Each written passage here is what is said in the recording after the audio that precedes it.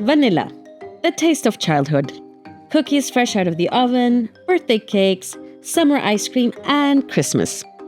Once you grow up, its spicy floral undertones might be the magic ingredient in your favorite perfume. Switzerland sources this unique spice for high-end fragrances, flavoring, chocolate making, and even coffee. But it's not easy to get. And it's rather expensive. 2 pods at your local Swiss supermarket will set you back around 6 francs, if not more. Why so much? Up to 80% of the world's natural vanilla comes today from the island of Madagascar on the Indian Ocean. We went there and found out that the journey from green bean to brown pod involves considerable manual labor.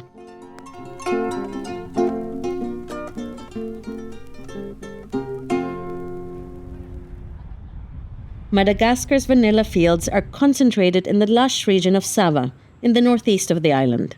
This tropical terrain yields the sweetest natural vanilla. Finding green vanilla on the fields is easier said than done. To get here, we had to drive over 4 hours on rain-battered roads and clamber across the perimeters of muddy, water-flooded rice fields, and then climb up this hill to get to see this beautiful plant of vanilla. There are still some pods hanging around that haven't been harvested. Harvesting today is the task of Jean-Marc Betombo. He's been doing this since 2016. Back then, vanilla prices were hitting record highs. Thousands of people dropped basic crops like rice in favor of this promising green bean, which is not even used in Malagasy cuisine. After years of low prices, Gianmarco says he is struggling. Le tegna mampiasa saigna efa izy nambararitehy, resaka kakade efa mampiasa saigna.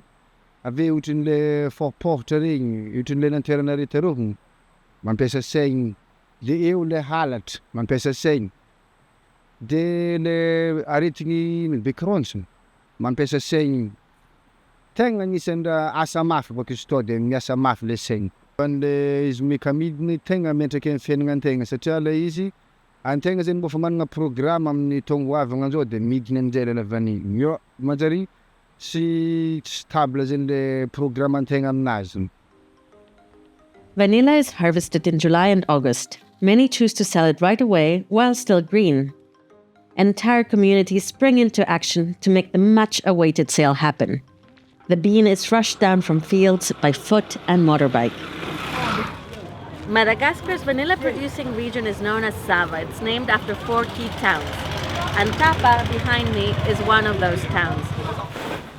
This is a hub where buyers, including local and foreign middlemen, gather before going to remote villages to bring back the bean. The sale of green vanilla at official markets is permitted only for a short window, and dates are typically announced at the last minute, keeping sellers and buyers on their toes. At the village market of Ambalamanasi, farmers point to the effort behind each pod. Many brand their beans to prevent theft. A kilo of green beans sold here for just over 6 francs, basically the same price as 2 brown pods in Switzerland. Buyers purchase vanilla by the ton and passionately quibble over the price.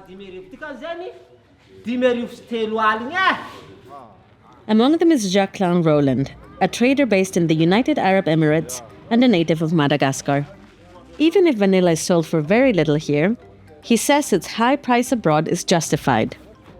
Because by the time when it reaches your people there, I mean everyone, it goes to so many different channels, yeah?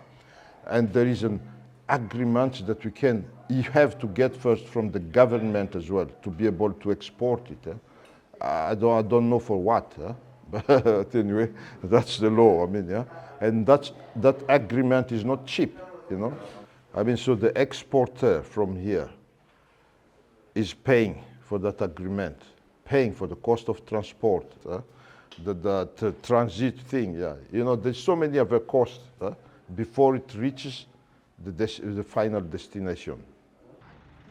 Among the costs is security. Vanilla is considered so valuable that farmers organize into security committees to keep their precious crops safe.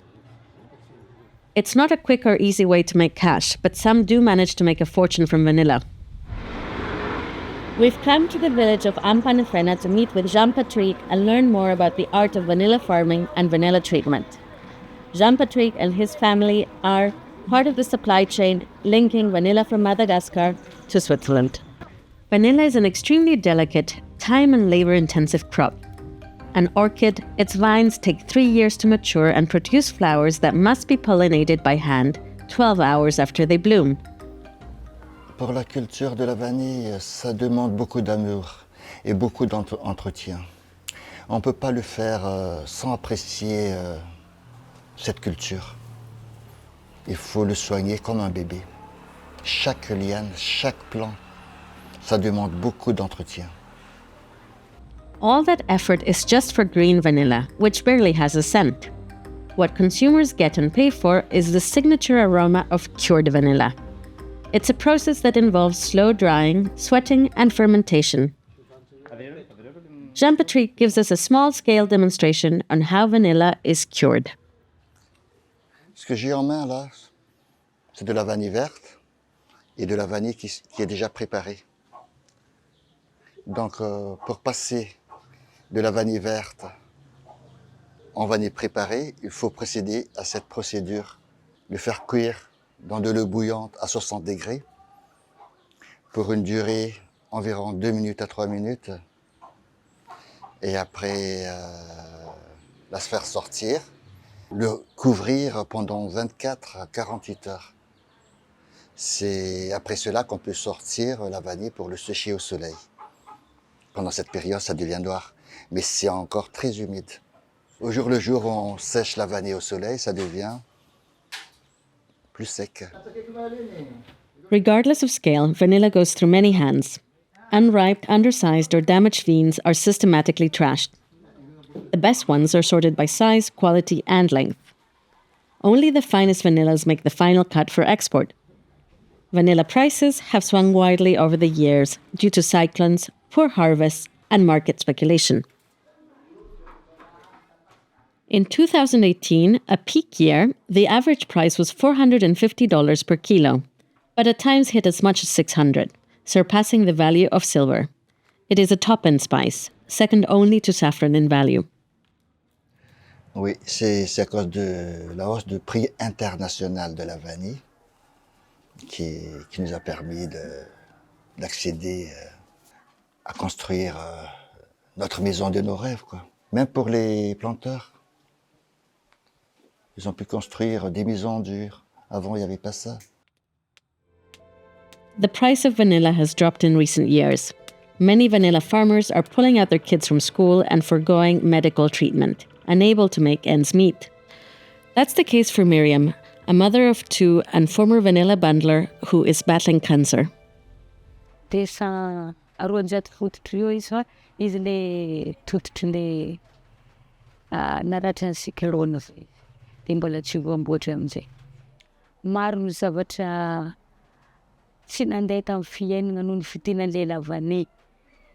Eo zegny le fianaran'ny mpianatra, le zaza, le sakafo, ny hofantrano, dia lasa ratsy be le fiaina. Vanilla, with its volatile prices, is not just hard on people. It also takes a toll on the planet. When prices go up, people encroach natural forests to plant the spice. Le gouvernement a défendu la déforestation. Ils sont contre. Et on ne peut rien faire contre la pauvreté. Vanilla is more lucrative than rice. Both crops are a source of livelihood, and along with fuel wood, drivers of deforestation. So here we have what people in Madagascar call a lavak.